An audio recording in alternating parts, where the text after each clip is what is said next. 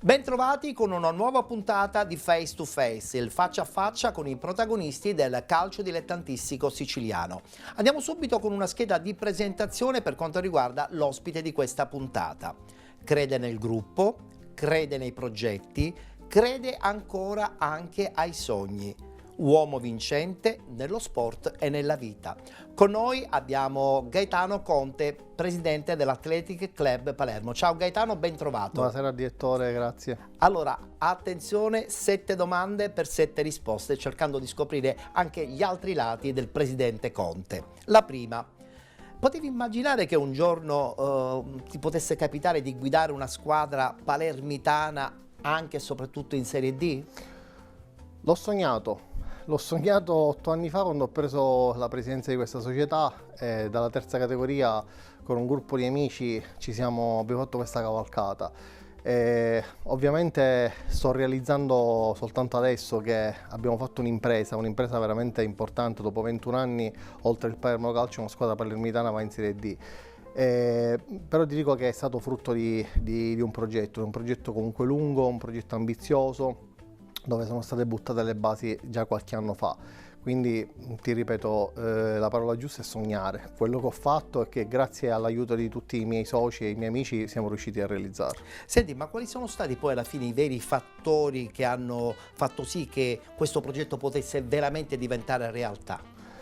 Uno dei sicuramente pilastri è la passione per questo sport, perché noi tutti siamo amanti di calcio, siamo tutti tifosi del Palermo, siamo tutti cresciuti con il Palermo e abbiamo deciso di mettere i nostri valori a disposizione di questa società, perché crediamo nei valori sani dello sport.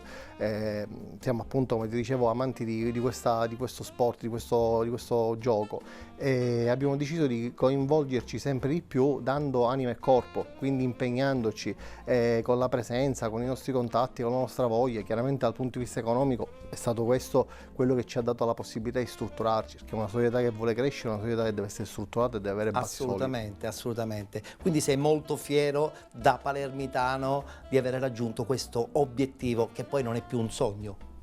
Sì, io sono tanto fiero, sono un tifoso, come ti dicevo, sfegatato del Palermo, il motivo per cui quando sono diventato presidente poi ho cambiato i colori sociali della mia squadra avvicinandoli a quelli del Palermo. Alcuni questa scelta non la riescono a comprendere perché mi chiedono di avere un'identità. La mia identità è questa: io non conosco altri colori calcistici al di fuori del nero e del rosa e del bianco, che l'abbiamo inserito perché ci sta anche. Io sono fiero di essere il presidente di questa società, di avere dei soci accanto che veramente sono ormai diventati dei pilastri per me nella mia vita, e spero di poter dare a tutti i giovani palermitani, e non solo palermitani, perché voglio anche allargare a tutta la Sicilia, a tutti i giovani talenti siciliani, la possibilità di emergere, cosa che non è semplice al giorno d'oggi, però noi ci crediamo. Parliamo adesso di Gaetano privato. Quali sono le persone a cui tu devi dire effettivamente grazie?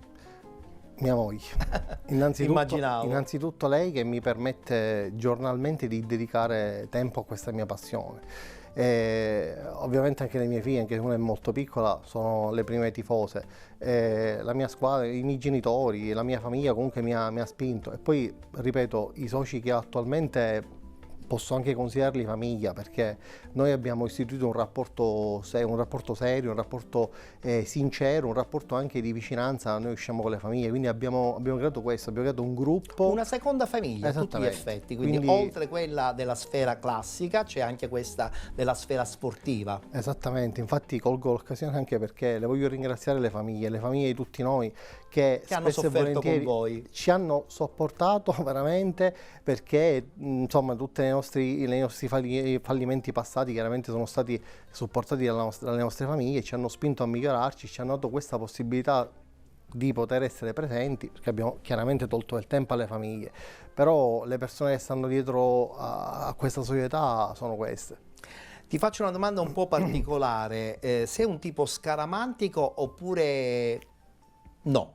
Scaramantico. parecchio. E quali sono le cose che ti portano a essere scaramantico? No, vabbè, guarda, sui posti, quando ci sediamo a guardare la partita in tribuna, Stesso dobbiamo posto, rispettare i stesso posti, numero. se c'è il gol non ci dobbiamo muovere, se qualcosa non va, meglio cambiare posizione. Quindi ci credi poi alla No, fine? dai, ovviamente è uno scherzo, dico, lo pigliamo con leggerezza, Certo. ci pigliamo con leggerezza. Ovviamente Certo. sono un po', se devo dirti la verità, sono un po' più scaramantico, però in realtà sappiamo tutti che la scaramanzia Ma è... anche qualcun altro elemento della tua società è scaramantico, oppure tu sei il leader No, della scaramanzia in questo gruppo? Sicuramente sono il più scaramantico, ripeto, ma anche perché viene fuori da un concetto di ansia prepartita, no? Chi mi conosce sa che io le partite le vivo intensamente, io durante Quindi ti la aggrappa partita... anche pure Sì, a questo. ma durante la partita tutti mi conoscono, dalla terza categoria in poi tutti sapevano che durante le partite e nelle prepartita io non dovesse contattato perché ho bisogno del mio tempo, dei miei spazi, insomma, dei miei cicli respiratori. Nel solito cassetto dei ricordi dobbiamo tirare fuori un oggetto oppure un'emozione.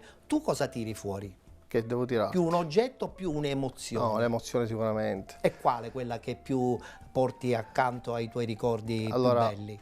l'emozione fresca della Potrebbe vittoria essere è l'ultima. fortissima, però... Potrebbe, ma secondo me c'è qualcos'altro. No, io ho, poi in questi giorni di festa, chiaramente parlando, ovviamente sono venuti alla memoria tutti i momenti passati in questa società e ti posso dire che il primo anno in cui mi sono avvicinato a questa società, quando ero un semplice dirigente, la società retrocede, la squadra retrocede dalla seconda alla terza sul campo e io quell'emozione l'ho preso, ho detto no, e io è da qua che ricomincio e quindi diciamo che è stata quella la spinta che Quindi mi ha da portato ad andare un'emozione negativa è partita poi tutta un'emozione che ancora forse non è neanche terminata. Esattamente. Bella questa storia. Come dice un mio amico, se mi chiedono perché iniziato a fare questo percorso è perché mi hanno detto che non lo sapevo fare o non lo potevo fare. Smentendo tutti. E allora là, da quella retrocessione ho detto no, ora ci impegniamo e ci prendiamo quello che ci spetta.